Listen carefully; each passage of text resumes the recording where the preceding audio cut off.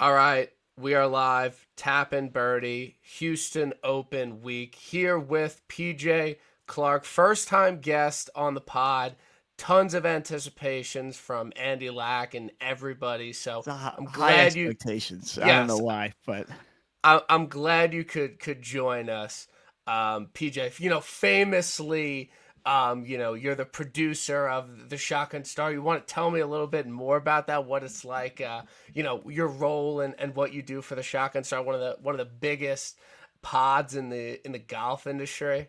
yeah, I produce our episodes. I guess would be the best way to do it. I'm half stat boy like Tony Reale back on Pardon the Interruption back when he first started kind of filling in that role, but I've somehow outed myself as a little bit of a degenerate over the past 8 or 9 Yeah. months or whatever it's been. So happy to be here. Thanks for having me. Yeah, I know Brendan always, I listen to Shotgun Star, not every single episode, but I like to listen like the event recaps for big events. Mhm. And he's always taking shots at golf gambling Twitter. Like I always feel like a bit personal when he's, talking about the hammer locks and everything like that. So, I just kind of wanted to, he follows me on Twitter. Like there's no beef there, but I just kind of wanted to mend the bridge a little bit and have you on maybe as Oh, like a it's peace offer. it's all Peace in good offer. fun. I mean, Yeah. listen, who doesn't love throwing a hammer locker on Yeah. anybody on a given week, especially on a week like especially this week, but if for the lesser events like Mexico or anything like that. I mean, it's just fun to get in the mix Of with some of course. these. Yeah. It makes golf a lot more interesting Yes. to have a guy in the mix and to have a sweat on a couple units. I mean, there's truly nothing better, in my opinion, except when you lose, which is what I've Just been doing all yeah, year. But it's no. okay. But it's okay. It's Can't win them okay. all. Can't win them Can't win all. them all. Can't win them all. I'm lucky to win, one in every 7 or 8 or something. But, it's tough. Golf is random. As you know, golf is very random. Who wins on Sunday is an extremely random result. So you're a Long Island guy. I Everyone am. knows I'm a Long Island guy. You are a Long Island guy. I think from your Twitter bio, you're a Suffolk County guy. I'm a Nassau County guy. Like I think we honestly we're both Bethpage guys. Like we don't really know each other that well, but it seems like we do have a lot in common. We're both Johnny's fans. So I mean, we're Long Island Bethpage Johnny's fans and golf guys. I mean, there's really Is not many that like us. no? I feel like it's a good kind of intersection of the Venn diagram here. Yeah, I'm a Suffolk County guy, but find myself in Nassau plenty of times, but still it's still recovering from Saturday's Johnny's debacle. So Still in mourning, still recovering. It's So not were good. you always going to go to the first two rounds once you found out it was in Providence? It was at the Dunkin' Donuts Center, one of my favorite arenas in The the dunk city. was great, honestly. I had never been to the dunk before. I didn't realize how small it was. It's only like 11,000 people. I was really kind of surprised at how small it was. But yeah, once it became apparent that they were going to be the highest seeded team in kind of the Northeast and get that Providence regional, I wasn't going to miss that for the world. I was saying to Andy and Brendan this morning that on Thursday night we sat in front of this like family of just like had two little kids like 3 or 4 years old or whatever, and they were asking us all these questions about St. John's, and uh, they were like, is St. John's good? And I was like, I technically yes, but I don't really know how to answer that question. They were asking all these questions. I was like, guys, I have literally waited for this night since I was your age, just like waiting for them to be a top seed and play in one of these big games, and all came crashing down just Yeah, immediately. So it was great, but I'm glad I got to experience it in person at least. I was kind of worried that they were having such a magical regular season. I was like, we kind of need to save some of this for the tournament that really matters. That's what my biggest concern was, winning the Big East. I was like, all right, if we're gonna make the Elite Eight, this is like 15 straight wins at that point. Like Yeah. that's really hard to do. And listen, it was a fantastic regular season, but I completely agree with you. I didn't mean to cut you off there. No, my mom, like a Nassau County girl from back in the day, and like everyone loved St. John's because they were actually good. Like they were the kings of the Big East. So my mom was always a massive St. John's fans, and I used to go to games at Carnesecca, and whenever they would go to the Garden, I would go. And like obviously over the past couple of years, like I've been becoming more and more a fan, and it was a great season. And they've really had a lot of close games that they found a way to win Yep. at the end, and there were obviously a lot of games that they shouldn't win. I thought they were very dominant throughout the Big East tournament. Like there were really no like kind of toss up No. games there. But basketball's such a shrieky game. And when they got off to a rough start and they weren't making shots, which they've done a lot this year, they just did not, revert back to the mean in the second half. Like the shots just absolutely No, did it not was fall it for them. really was like the first time all year that it just didn't find its level. Like we were all sitting there at halftime. We were down like three or four at halftime. My dad went down the road being like, "Do we win this game?" And everybody was like, "Yeah," because there was no reason to think we weren't going to. It happened literally all year. You go down, to the Marquette game in the Big East semifinal. They were down 14, like 6 minutes in, and it was like, oh, I don't care, like whatever, this is how it works. And I thought it was going to be kind of the same thing. Everybody has a plan until they get punched in the mouth, and it might just be an indictment on how bad the Big East was this year. Obviously UConn wasn't great, but you had a good Creighton team that I thought was underseeded as a 9 that kind of got a tough draw there. But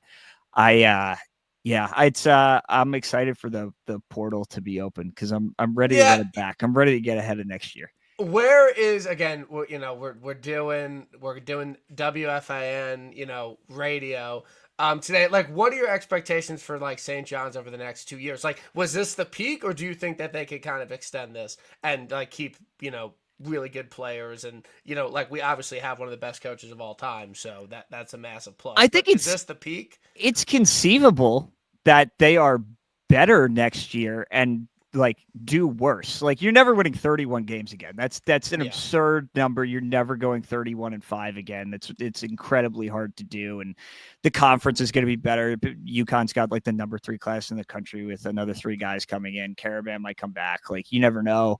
But if RJ comes back, I feel like all bets are off. I feel pretty good about where the NIL is going to be this year from Rapoli and everything he keeps on saying, and that he really wants to, not buy a team, but effectively buy a team and put a team together to compete for the next couple of years. So, do I think we get back to the 2 line? I don't know if I would ever guarantee that. I think this was kind of like a perfect storm of a lot of things happening this year, but I would expect to be a tournament staple for as long as Rick is around, which is kind of the end goal. Okay, that's good. I'm glad. Well, we'll have to catch a game at the Garden next year. Those are always so much fun. And it's a great place to be, and I'm happy to be a Giants fan because us people, Southerners and stuff, like we don't have college teams to root for in New York. It's literally not a thing. We care about professional sports. Like our whole lives don't revolve around 18-year-old football players at Auburn and stuff. So St. John's is like one of the very few teams that, us Long Islanders can really care about. So I'm glad they were good this year. But speaking of heartbreaking losses, Justin Thomas loses brutal at the Valspar Championship to Victor Hovland. If you're, the marketing guy for Valspar and all you care about is paint, that is, best possible finish and result that you could have for a tournament. We were very close to a Jacob Bridgman, Nico Echeverria, Bud Cauley winner there, and 2 of the best historical players in the field battled it out down the stretch. How much of Sunday did you catch? I know you were probably headed back. Or was the game on Saturday? I honestly don't even remember. I drove back Saturday night, so I caught all of Sunday. I was locked in for Sunday. I was excited heading into the week because it was such a great field, and I was really just kind of happy to see a lot of these guys come back and play the week after the players. I know everybody's trying to round into shape for Augusta here, but like you said, I think having those 2 guys come down the stretch in back-to-back groups and Hovland chase JT down from behind was about as good as you could have asked for. Especially if you're Luke Donald, but certainly if you're the Valspar guy. Yeah, 100%. And Honestly, when Victor Hovland went on his run in 2023, it contends at the PGA, wins Memorial, has some good finishes over the summer, and then chases down Scotty Scheffler and Rory McIlroy at the BMW with one of the best final rounds I've ever seen, and then wins the Tour Championship. Mhm. There was real talk about Victor Hovland being, that third best, second best player in the world.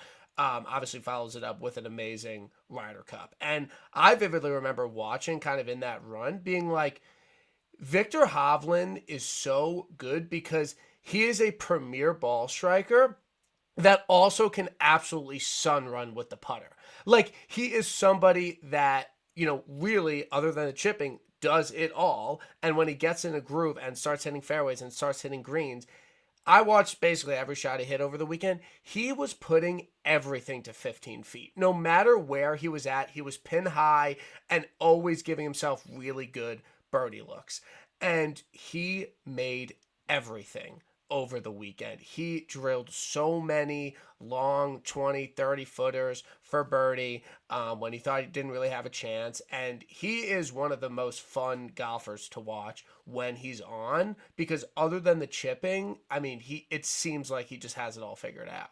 Everything it's so like aesthetically pleasing. Everything that he puts together until he duffs a chip on the 18th green where he thankfully he didn't need it, but like No. that's where it comes up and rears its ugly head again.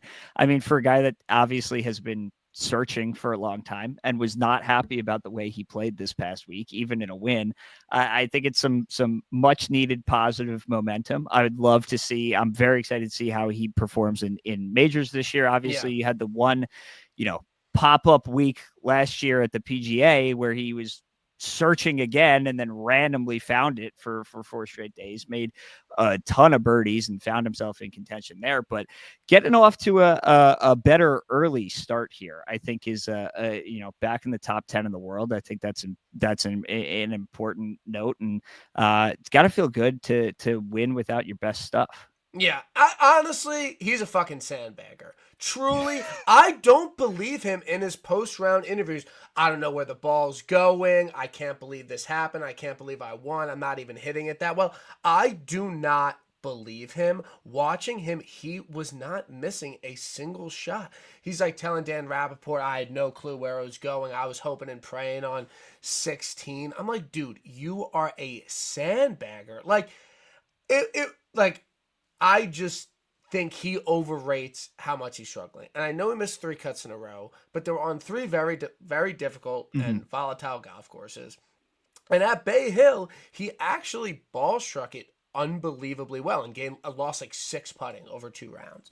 And I think he said, he's like, I'm working so much on my swing, you kind of forget about the putting and chipping and everything. And I think once he kind of felt more comfortable with the swing and got hot with the putter, it's like, like no one can catch this guy. But with how things are in professional golf right now, I think the PGA Tour, needs and is heavily benefited by an informed, playing well Victor Hovland. He's a very marketable star. And, the PGA, when Russ Henley is probably the 5th best player on the PGA Tour, like they need some big guns to step up and like household names and everything. And it's good for golf, 100%. I hope he could keep it going.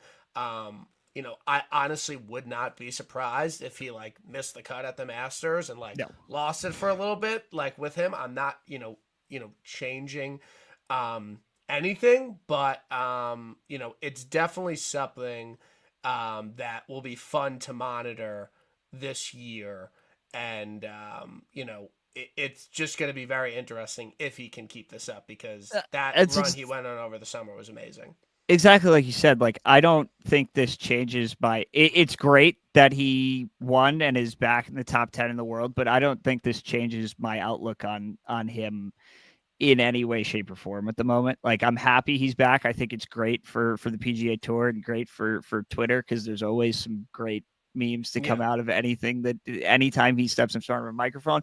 But I do think, like, I don't know, do I feel confident in him going into Augusta right now? Probably not. Do I feel Yeah. better than I did 5 days ago? Sure, but I don't think I have no real expectations. He's always kind of just like a vibes guy. I'm happy to see him pop up on the leaderboard, but I'm never fully expecting it at the same Yeah. time. So I guess the who should have won, but was a very likely winner of the Valspar Championship was minus 1400 at one point after It's he made a crazy. long one on 14. Justin Thomas. I've been saying it for a while. You kind of have to be blind to not notice that top Justin Thomas is without a doubt a top 10 golfer in the world right now, and his game is back to a point where he is an elite player on the PGA Tour that can win super big events in the future. And I think that what he struggled with this year is definitely just doing it for 4 rounds. And honestly, he kind of did it this week at the Valspar. I mean, he was even through, he shot over par in the first round, but like, again, he was in the bad wave. It's a difficult course. I'm not going to kill. The bad wave. Yeah. Yeah. I loved the whole discourse about the bad wave. I got suckered into it. Like I was completely looking at every forecast possible last week, and I was like, well, yeah, I mean, it was there. Yeah, I mean, it was there. But like to me, JT, you know, is full disclosure, I have a future on him 55-1 at Augusta. it's a good number. He is super live to win the Masters.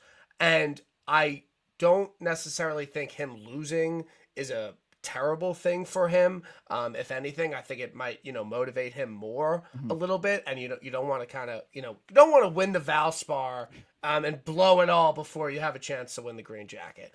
But right now, it's course he's played well at. I know he's missed the last 2 cuts here, but Justin Thomas is going to win something big this year. There is no doubt in my mind. I mean, the guy shot the course record at Sawgrass.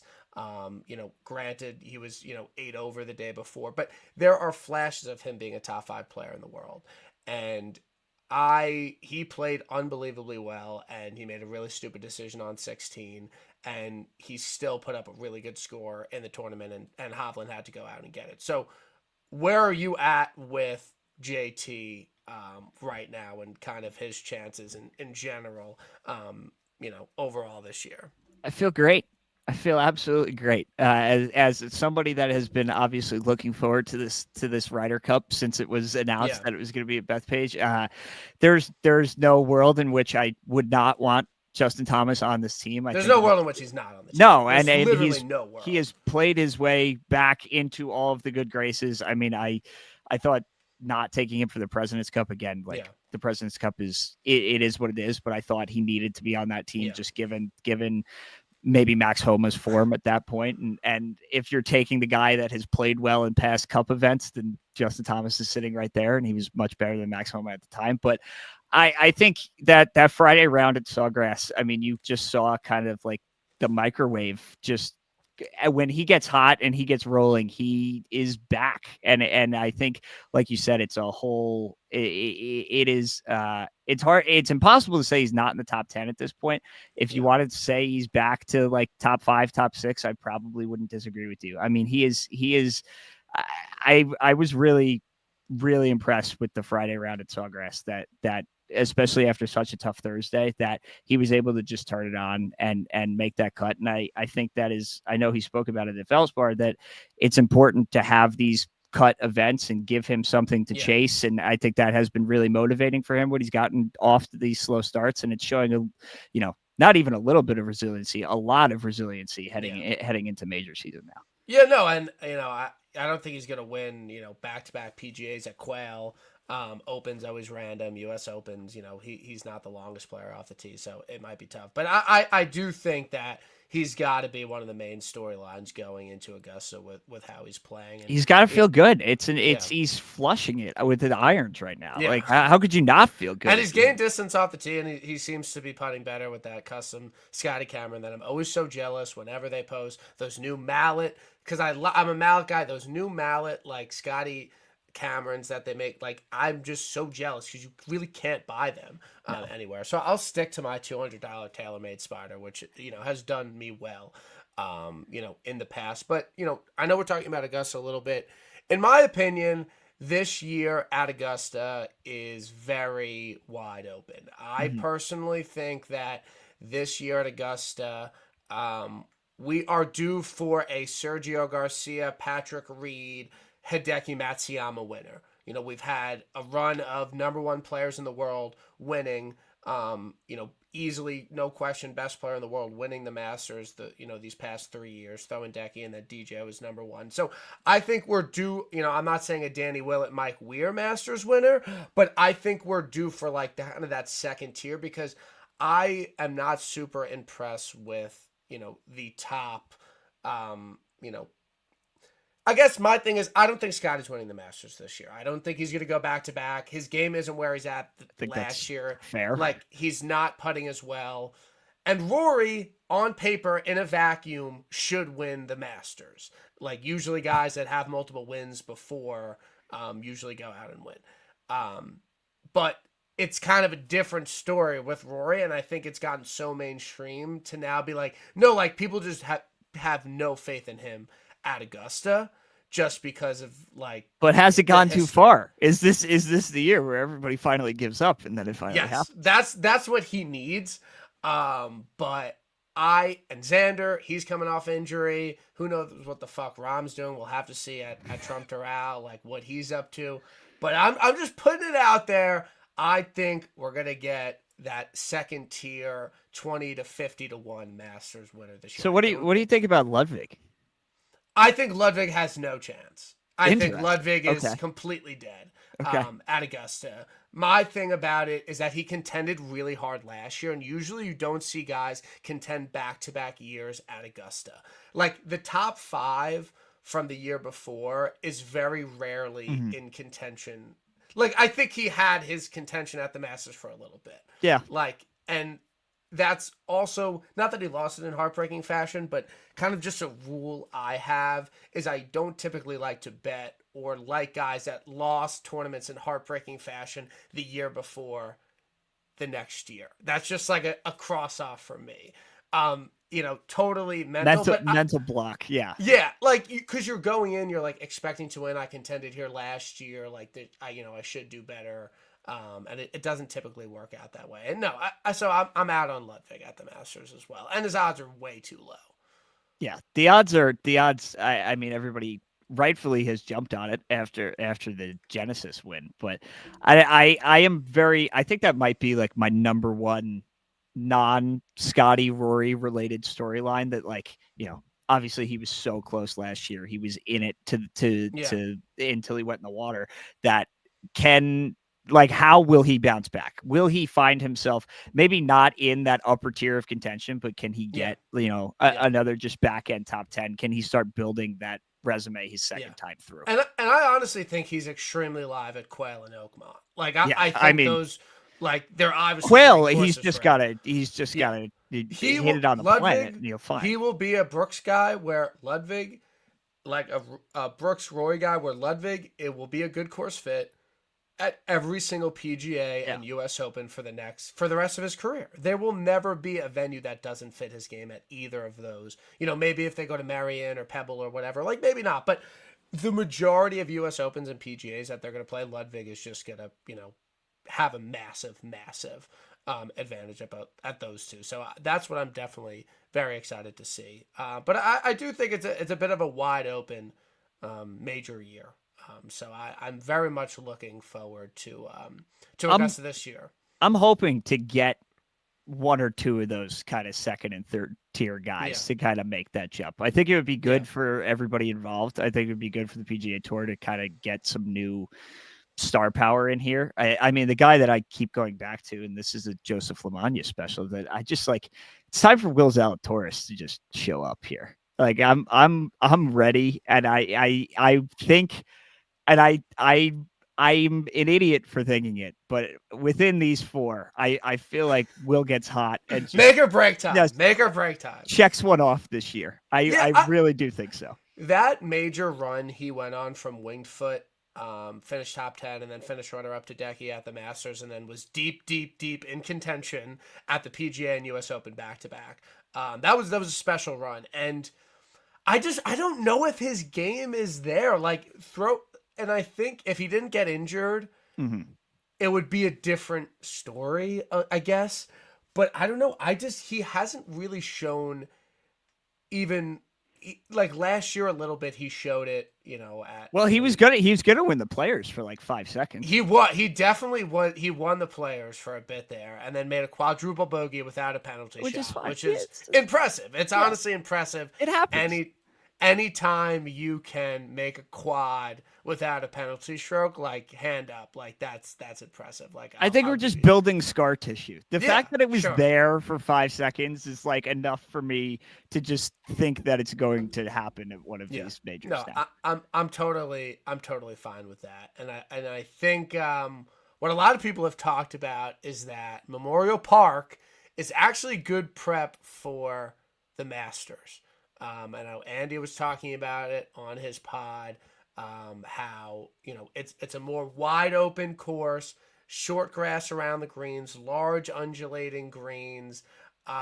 So I honestly, this spot in the schedule, I think is great for them. And I think you kind of see it with the field this week. Like they really have a pretty solid grouping coming out. Rory is changing it up. He's, doing something a little bit different, before this Masters year, but like as Andy said, I think it's a much better prep for Augusta than the Valero Texas Open next week. So I'm honestly pretty excited for the Houston Open. Do you have any overarching thoughts about the Houston Open? Where does this rank on your Joseph Lamagna tier? You want to get my tier list? This has got to be high on Joe's list of PGA Tour courses, right? I think it is. I have it. I have it saved. I'll pull it up. I'll see if I can find it.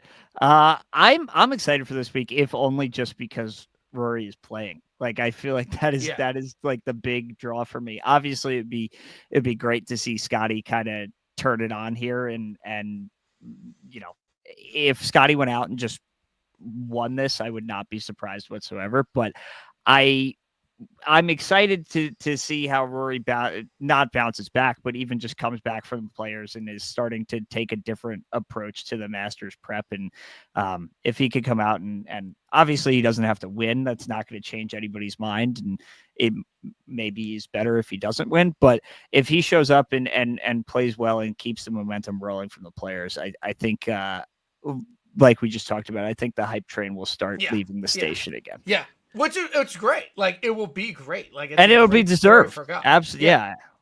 And I think the thing about Rory is that he's won before every other major. Like he's won Wells a bunch before the PGA. He's won the Canadian Open a bunch before the US Open. He won the Scottish Open before the Open. Like he's done all of it, but he's never really caught fire before the Masters. So to me, and again, I didn't necessarily expect this to be the case, but I don't necessarily agree with the odds this week. I don't know why Scotty is half the odds of Rory McIlroy this week. Rory has undoubtedly been a much better golfer in 2025. Scotty is coming off a ravioli injury. This is a great spot for Rory. It's all about distance here. I thought books would start giving us a break on Scotty, but I guess his course history is just too good. But head to head, who are you picking this week, Rory or Scotty? It's a good question. I'm gonna take Rory. Okay, I'm with you. I'm with you. I'm gonna take Rory. I think it will be close. I do expect Scotty to kind of turn it on as best he can. That's just me thinking that. I have no statistical backing for that. That's just it feels like it's going to happen at some point before Augusta. I would be very interested to see kind of the discourse around Scotty if he doesn't do anything leading into Augusta. Yeah, I mean, I think worst he finishes is T15 this week. I was going to say, if he's comes in 18th this week and then doesn't do much next week, where I think this is it. He's definitely not playing Valero. Yeah. So this is last look before Augusta, before for Scotty and Rory. But I don't know. I like my thing with Scotty, like he's just not putting that well right now. And that what propelled him all of last year. And when you win 9 times in one calendar year, like you're due for some regression, and then you throw in the ravioli injury, and it's just like, like he's not going to win every single time he tees it up. So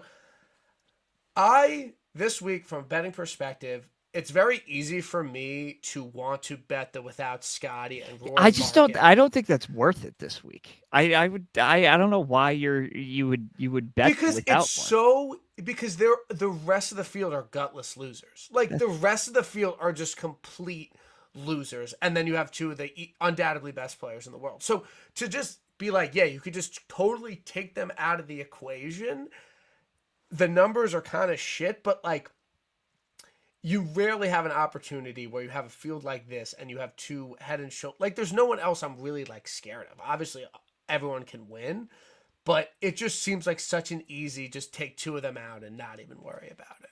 I don't know. Like I would feel like an idiot if Scotty just goes out and wins this by 5 shots and runs away with it on Sunday, which is totally within the realm of possibilities. But like, what have we seen to this point that leads you to believe that that's possible at this, right now? That's where I'm at. Like, I truly don't believe, like last year I was like, Scotty's winning this event. He just broke my heart at the Players, and I'm like, Scotty's winning this event. And he missed a 4-footer to lose to Steven Yeager, who he would have beaten in the playoff. So I'll Vic lap that.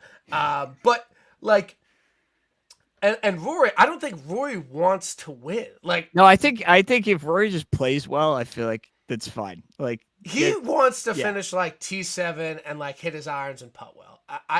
But I just feel like you don't get an opportunity to just cut out two of the best players in the world in a field with losers. So I'm really worried about it. I much prefer Rory to Scotty this week. I'm buying high on Rory and I'm selling low on Scotty, which is what you're not supposed to do. But that's how I feel. I'm sticking with it. I think something's off with Scotty right now. So that'll be curious. In this kind of next range, Spawn, throw him out. He's dead. No chance. Like, just had the biggest week of his life. No chance. Rye's been good here. Clark, Finau, Day, Davis Thompson, Minwoo Lee. Any of these guys do you fancy this week? I'm kind of into Dr. Chapinski this week. I don't know that joke. Minwoo. That's his big. That's his big TGO. They're selling T-shirts now with him. Like him after he chips in, he brings out the phone and calls Dr. Chapinski. I kind of feeling Minwoo. I got just baited by him at the Players again, just because I was running off of 2 years ago, and I was like, well, it's happened once before. Like, what if he shows up again? And then he did for a little while there, and completely the wheels fell off. But I don't know. He's got the distance. He's never played this event before, I don't think. So no. I think it'll be interesting. But that's another guy who, at some point, I would like to see some definitive proof of life from, and I feel like this is just a dark. Has Andy Johnson done a bit on him yet about how he is not a superstar and he sucks? Like, well, it's the Jake Knapp treatment. Not so much the Jake Knapp treatment, more of the he's a better screen golfer than he is a real life golfer. Yeah, because he is pretty good at the TGL thing. He hits the ball very, very hard, which is all they really care about when it goes into the screen. And he chips in from off the virtual green. So but this week, it's literally like driver short game putting. It's a absolutely perfect course for him. So I like the pick of Minwoo Lee. Like, definitely makes a ton of sense. And he's not going to get into the trouble he got into at Sawgrass here. I mean, it's literally wide open, no rough, like just rip driver and figure it out. So I like Minwoo. I don't know if I'm there, but it definitely makes sense from a course fit perspective.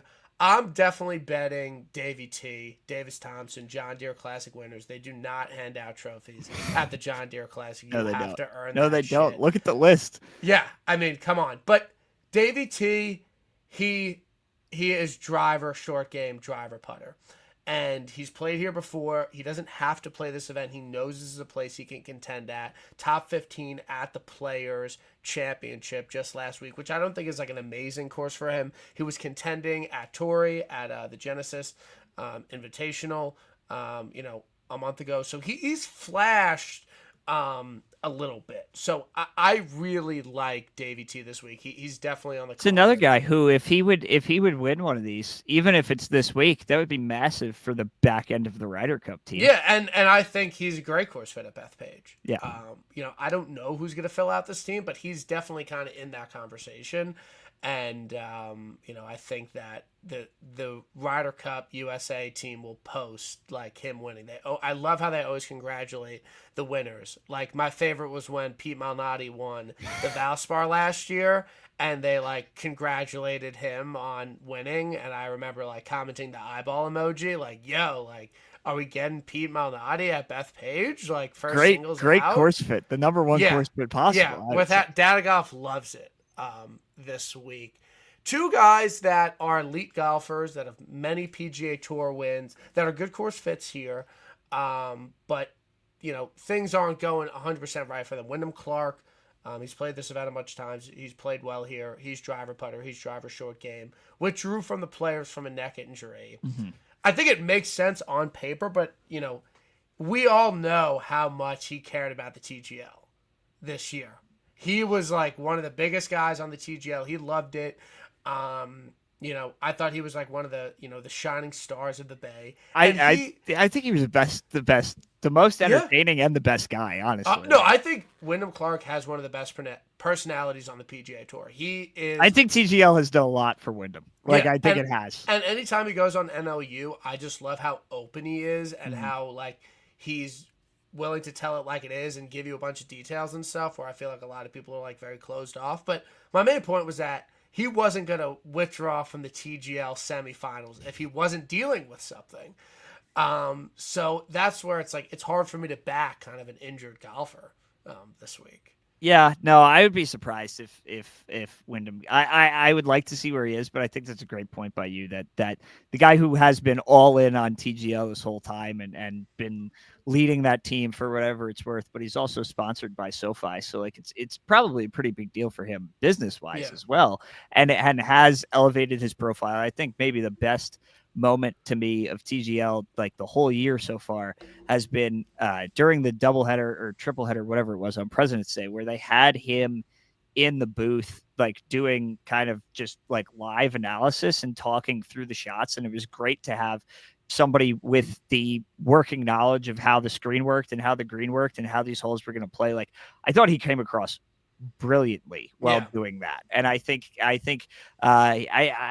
he's made a lot of fans through this whole TGL thing. So to lose that and lose whatever sense of team pride that he might have after obviously a very tough 30 less than 36 holes, 30 holes at the Players. I agree that it's kind of hard to jump back in on that ship this week. Yeah, I mean, as soon as the first week of the TGL came on, I was like, I cannot wait to use the TGL for reference in golf betting. Like, be like, nah, like he was shanking it on the sphere. Like, So I cannot. you haven't been in on Kisner this whole time then? No, I haven't been betting Kisner at all. But I genuinely think there might be something there. So it's a good number, but it's hard for me to bet on a guy that's injured right now. I like Jason Day. I might bet Jason Day. He was sick at the Players. He withdrew, but he wasn't hurt or anything. He wasn't in Disneyland, and I think he played the course later in the week. But he's been putting really well.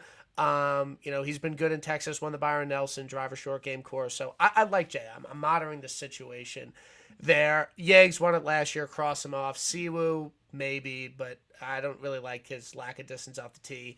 Pendy, Smalley, Here we Nav. go. This is Pendy. You're all in on Pendy. I just love Pendy as a player. Like I think this year has been really great to watch the Pendy experience, and I've been excited to I think again like a place where he can just pound it, and if he gets hot with the putter, like I'm a sucker for Pendy at these types of courses. Dude, Andy has been saying all that. Should I bet Pendy? I think I'm gonna bet Pendy. I'm like, dude, you've said it enough. You have to at this point. Like, just bet Pendy. Like, I like the play, and we're getting some rain. To give you some course insights, we're getting some rain Thursday, Friday, so it's just going to play even more into the Bombers' hands this week. So like guys that are long off the tee are just gonna have a massive. There are guys that I'm just absolute suckers for. Obviously, Cameron Young being first and foremost on them. Yeah. Pendy is probably like second or third on that list. I just love the guy. Again, that's a John Deere. They do not hand out No, they trophies don't. at the CJ Cup presented by Byron Nelson. No, they do don't. not hand out trophies. If you can win at Craig Ranch, you can win anywhere. If you could beat Ben Coles down the stretch after he bogeys a throws par up on 5, himself, yeah, like you deserve to win. And honestly, I won't lie. After his performance on the 17th hole at the President's Cup over those 4 days, it was very hard for me to take him seriously after he could not hit the green with 140. If there's no water, I feel great. Was not worried about him at the Players because it wasn't even a thought. Too much water over there. But if there's no water, I feel great about Pendy. No, but that he literally could not hit the green with the wedge on that hole. Like it was bad. It was really bad. I'm hearing reports that Maverick McNeely was just nuked on Bookmaker. I was just about to say I'm probably gonna bet him. I've been betting him a lot, so I think I'm in there on Mav. I think he's on the card. I'm down for that. I'm betting Max Grazerman. Okay, there's only so many Jewish guys on the PGA Tour that are, from the Northeast. Like, I have a connection with Grays. So yeah, that's fair. He played here last year. This was before anybody knew him. This, was before all those run-over finishes. He's long off the tee. He could get scorching hot with the putter. He knows this is a place he could contend. I'm betting Max Grazerman this week. 65-1. I think he's like 45 without the big guns. So I'm in on Max Grays this week. Andy's boy Knapp. Knapp is another guy that I kind of think this sets up well for. I don't know. He's been playing well. He impressed me a lot at the Players. Like I just always thought that he was kind of just like an absolute, send it kind of guy. Speed imposter. Yeah, but I don't know. Like he hung around at the Players and was kind of getting creative with different. I think he gained shots. like 8 strokes putting. But no beef. Like I think he did it all with the putter, but I do think it makes sense from a course fit perspective. I kind of like Knapp. I'm debating on one and done. I used Pendy already, but I've been debating. Where did you use Pendy already? Farmers, I think. Yeah, that was fine play. No beef there. He got me like a T8 or whatever wherever I used him. I forget. He backdoored hard at Farmers. So it must have been Farmers. But I've been debating between Knapp and Minwoo as my. Yeah, I think you should go Minwoo. I think it's a bit better course for Minwoo. I would condone. Who is leading in the shotgun start? One and done. Currently. Oh, and Andy's up. Andy doesn't. I'm the only one that has a win, but Andy just gets like a top 10 every week. What did you win? I took Sep at Amex. Wow, sharp play, dude. Yeah. Wow. That was a hammerlock. That was a hammerlock. I got him at like and 72. You're not winning? No, because my signature events have just been terrible. What did Andy hit? He had Morikawa at Century, which was like a shit ton of money. That was like $2 million. Yeah, that was like 2 point. Yeah. And somebody else, but like I got burned. I used Rory in a bad spot, and it's kind of tough to like lose out on Rory this year. I did not use Rory well, and I did not use Ludwig well. I'm already kind of on my back foot and one and done. So how much effort do they put into the one and done picks for the week? I think a decent amount. I don't think there's no thoughts, just vibes. I mean, my picks have only been good for Sep, and that I had Pot Geeter and in Mexico, which was like. Did you actually have real coin on? Oh yes, I did, and then I took him live too because I'm just an idiot who likes pain. What? Yeah, no, I was riding it. Probably Friday after he got hot for the front nine on Friday. You tossed on like a 20-30 to 1. Yeah, I was like, screw it. After he missed the green on, I think it was 10 and then chipped in. I was like, all right, it's happening. He's winning. Okay. Like I was totally all in. So you had like not like you had a bet to win. I had a significant amount of money at risk. And you didn't had hedge. That playoff. No. Oh, that's rough. Yeah, that was a really tough beat. Brian Campbell off the tree. He was in the Amazon rainforest, and came out. That was tough. And I said it on the week after. Potgeeter's not going to have another chance like that to win a golf tournament. No. Like you'll never have an opportunity. Mexico Open, perfect course for him at 100-1. Potgeeter, never going to happen again. No, I mean, literally never. He has been very high odds since then.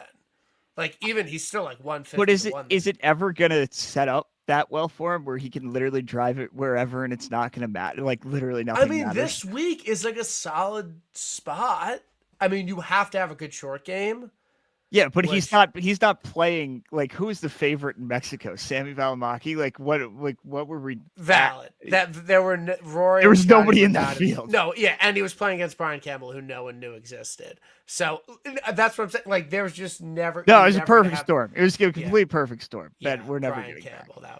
That was tough. Well, I'm sorry that you felt some heartbreak on golf betting. I mean, there's nothing. It is a tough pill to swallow, truly.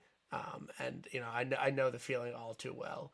Unfortunately, I like Nikolai Højgaard a little bit. Nicholas Neugaard a little bit. Potential Ryder Cupper. He's long off the tee. I don't think 100-1's a bad number. He was like 30-1 in Mexico. So off that, yeah, I'm totally fine with Norgard. Is Nico Etch legit? That's as I'm going down the list here. That was my next name. I don't know if he's legit, but he's definitely playing well. He's obviously turned the corner since the fall. Like he was maybe the best guy in the fall last year, 100%, and has 100%. certainly.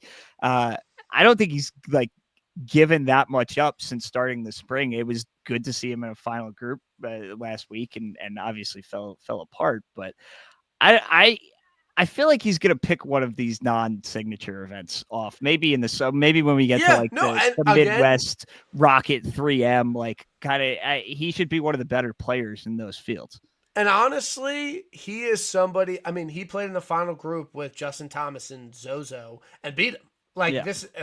I mean, I know his other one was the Puerto Rico Open, another place they don't just hand out trophies. But, like, he's someone you can kind of trust in the mix a little bit. So I like that. I mean, he putted well last week, didn't really do well off the tee. But that's the same thing. The putter's been hot. That's the same thing that I always go back to with Nick Taylor, is that, like, when Nick Taylor's in the mix, I feel great. Like, he is a closer. Like, he knows how to finish, and I feel like that is a wildly underrated trait at this point. 100%. I agree. Nick Dunlap, I came on here beginning of the year. I follow his girl. I followed her for a bit. This girl, Erica Baker, and she was dating Carl from Stanford. Broke up, whatever, I don't know. And then Dunlap started dating her. And I follow both of them on Instagram, and they were posting crazy. They were posting like crazy all the time, excursions, hikes, all this stuff. And I literally came on the Century Tournament of Champions pod, and I said, Nick Dunlap's a fade. This guy, he's 21 years old. He's got a new hot young girlfriend. He's not focused on this. Is like the Moneyball scene where they're discussing like who looks the best in jeans, and you're taking it, and it's worked to this point, to your credit. And I'm just like, yo, that's a good. And vividly, and Andy still has not apologized. He was like, that is the worst take I've ever heard. You're so cynical. You've never been in love. I'm like, bro, he's out hiking with his fucking new hot girlfriend. He doesn't get, like, he's not grinding over his game. He just won like $4 million a year before, and he's been shit this year. So I'm waiting for everyone to apologize to me, because I've never been more right about anything in my life that Nick Dunlap's new girlfriend was going to hurt his golf game. And they were on a fishing trip on Sunday. We were walking around like late Wednesday before the Players down there, and I just hit the range, and man, he was just like clearly searching, like just pounding drivers, like no hat on, looked exasperated at like 6:45 on Wednesday night. Never want to be on the last guy on the range. I was like, it's not a good sign. Yeah. No, so I'm out. It's a good course fit, in a vacuum, playing this on paper, but I'm out. I'm personally out. I might bet Patty Fish, to be honest. This is a good course for Patty Fish. I think he fucked last week. Maybe I saw him on the leaderboard. 28th. Yeah, that's all putter, did nothing else well. It's fine. Yeah, those are kind of the guys I'm searching around. No Toasty for you?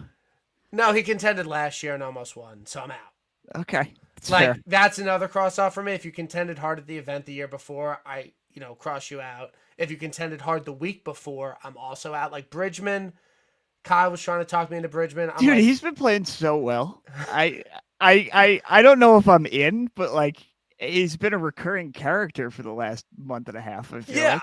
I don't necessarily know if he's like good at golf or not, but he should have died like 20 times during the Valspar, and he always would just like make some horrendous double and then just make like three birdies in a row out of nowhere. It's like, oh, he's still there. I get it. I just losing on approach last week, gained 8 putting. It's like I don't know. I like, can he do that again? Gain 7 putting at the Cog when he finished runner up there. Like he's probably gonna run out of gas at a little. Thor Bjornsson is another good shout at like crazy numbers like this. It's like at some point is the talent finally going to show up? Well, It's another one that I always can talk myself into because I just go, he's supposed to be good. Like it's 150 to 1. And I think that I condone the bet because that's basically what happened with him. That's what happened with Carl in Puerto Rico. Mm-hmm. He was like great on Corn Ferry, like really good player. Didn't have a good bunch of good starts and then won at a big number in Puerto Rico. So I agree with the long shot bet on Michael Thorbjornsen. Like I'm totally It's one of those fine with things that. where it's like I like at some point like I know I like Phillips. I know that he's supposed to be good. Like I've seen it before. He has a good track record and resume to get to this point. Like if you keep maybe this is not the week for it, obviously with the top end of this field, but like again, I look to those kind of like Midwest, like events like Rocket Mortgage or anything like that, where like a lot of the college guys start showing up, like those Ludwig's kind of first entry. I was actually out there for that one. That was great. I was the only person that followed Ludwig around on Wednesday because nobody knew who he was. That was sick. But other than that, like I feel like at some point the college talent has to show up from him. So if you're going to keep giving me these over 100 to 1 numbers, I'm probably going to keep taking them like a sucker. Yeah, might be down, honestly. Might be down. And you know what? If he's terrible as 100 to 1, doesn't even count. Like you can't be mad about that. So I want to talk TGL. How many TGL events have you gone to? I've gone to 1.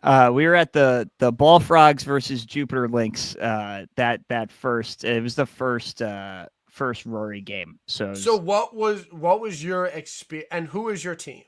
NYGC, obviously. Okay. Got to support the Cohen owned operations here. So are you where do you think they're at? Are they playing with house money or are they a real contender to win this thing? Because no one gave them a shot after the first couple weeks of the year. I mean, it'd be really funny if they won because, obviously, Patrick Cantley is taking this like way more seriously than everybody else, and I feel like the ragtag group of misfits of Ricky Fowler and Cam Young, like who are both like Well, Ricky's been playing better, but Cam Young's broken right now. It's so sad. It's actually so sad. I walked the back nine with him on Friday at the Players when he was just like spraying it left and right, and I was like, oh, this is like I said that this is a lot different. Like. I love Cameron Young, probably my second favorite golfer after Brooks Koepka. Like I am invested in everything that happens to Cameron Young, and I like sit here and I watch PGA Tour live. They don't show you every shot. I'm looking at the shot link. It's like I just laugh because it goes so far left or so far right. But actually watching it happen in person, it is like a mind-boggling experience how any of this occurs. Like is he in the lineup tonight? Oh yeah. Who's sitting? Matthew Fitzpatrick, which I think is probably between you agree the two. with that. You agree with that decision. Yes, Cam Young has been more upside, and all the holes, like in all seriousness, are like pretty long. Like there's no like short holes. You want the ball speed out there. It's fine. Yeah, got the ball speed out there. So I honestly did not pick a team pre-year, but my first time seeing Atlanta Drive. And I tweeted it out. I'm not hopping on the bandwagon now that they're in, and I have a future on them to win it all at like 3.5 to 1. Like we'll Vic lap the fuck out of it. Better than nothing. I like the guys on that team the most. I like JT. I like Billy. Lucas Glover, obviously 2009 champion at Bethpage Black. So like I'm forever indebted to him. And I like Patty Ice. I do like Patty Ice. I think he's not a super entertaining guy, but his moments at the Ryder Cup and President's I Cup appreciate how seriously he's taking like the TGL analytics thing. Like I feel like for as funny as it is, given his like personality and what we know about Patrick Cantlay, that he's like super into the analytical like data side of this. A, that's funny, but like B, if you're playing for like not insignificant money, it's $9 million to the winners, which I was joking like even the second place checks are going to be more than like Ricky and Cam have made this year by like a wide margin. So it's not insignificant money. I'm sorry. I like TGL. I'm not like the biggest TGL guy. The purse is a fucking joke. It is an absolute joke. But that's what I'm saying. I appreciate that he takes it seriously. He's playing for $2.5 million. Like, it's the real money. But like, why is the purse so big? No one thinks these guys deserve money for winning a simulator golf league. I don't know. I mean, I certainly been content for ESPN. I know they had like the ratings deal that ESPN is I think they're only paying them like $5 million, but it's certainly something. Like, I'm never going to complain about having like more golf and more golf related things. And I like TGL. I think that turned me off seeing the payouts. Yeah, to be honest. I think it actually gives like more kind of. I think there are going to be people in your position that are mildly turned off by it, but then at the same time, like if I was Patrick Cantlay, I'd probably take advantage of the wonky rules too. If I was like to stand to make like $2 million off of this. All right, so quickly before we get out of here. Who is out on TGL next year and who is in on TGL next year? I'm kind of putting you on the spot, but who don't you like? Cam Young, he's not going to be on the TGL next year. Kevin Kisner's not going to be on the TGL next year. Are we sure Cam Young's not going to be on the TGL? He hates it. If they go out and win, he's the New York born and bred. How can you get rid of the hometown superstar? Like, it would be like LeBron leaving the Cavs after, he brought the championship. Literally, how could you do that? Like, but yeah, Kevin Kisner, Lucas Glover. I feel like, I mean, I know there are all these rumors of like they want an expansion team, so you never know who's going to come in. Yeah. We joke on Shotgun Star all the time that like Sepp Straka should be the #1 free agent in the world for TGL teams. Like, just bring him in, get him in there. Guy makes birdies. Like, come on now. And so I feel like I'm interested to see the format, what rule changes they make, but the fact that it even got off the ground from the dome collapsing in the hurricane 2 years ago to like where it is now that they have this time slot on ESPN, I think it would be beneficial maybe if they ended before the players. Like, to me, the players should be a kind of a line of demarcation between like, this is where we're taking things seriously now. Like, it's kind of bizarre to have guys go play the day after the players, or the day the players ends. Obviously they can't foresee a Monday playoff, but like to even have this another 2 nights, 2 weeks after the players, when we're almost equidistant to Augusta as we are to the players, like whole thing schedule wise feels off, but I feel like you kind of have to be happy that on the buy-in from everybody to I think it's been a good success this year. And, I'm not an expert on ESPN2 ratings on Monday and Tuesday nights, but I think they're like pretty solid. And I don't know. I think it's been fun and it's produced a lot of good moments. I think there's not enough, like, it sounds dumb, but like if the teams get old, like there's only, like only so many matchups you could have. So I would hope they would add 2 teams next year. I don't even have to get rid of Glover, but like get rid of Kisner and like Tiger probably. And like, just, I don't know. I would like to see some better teams and just new teams. So I think that will be what they have going for it. But great pod, PJ. I greatly appreciate you coming on. We're gonna have to play Bethpage this summer. We'll have to go catch Johnny's game. Do a great job on the shotgun start. Thank you. I'll be popping in for these next couple weeks. So I'm glad you could come on, and I'm sorry about our Johnny's that. Had to go through that in person. Yeah, always next year. Get RJ back. Start spending some money this week, and I have high hopes. Hard not to. But thanks Yeah. thanks for having me. This was a blast. And now it's Mets season, so you'll be good. So Yep. you'll be good. Yep. Soto, New York's team, Uncle Steve Cohen. So you got a lot. You got a lot to look. Can't look ahead. We got a big yeah. TGL finals. Yes, TGL final tonight. Well, good luck. I'll be watching. It's starting right now. Perfect timing. We'll see everyone next week. Valera, I think it's going to be Sunday night. If you're listening, I have a work trip next week. Can't do it on my normal time. But we'll see everyone next week for the Valera Texas Open. And I hope everyone has a great night.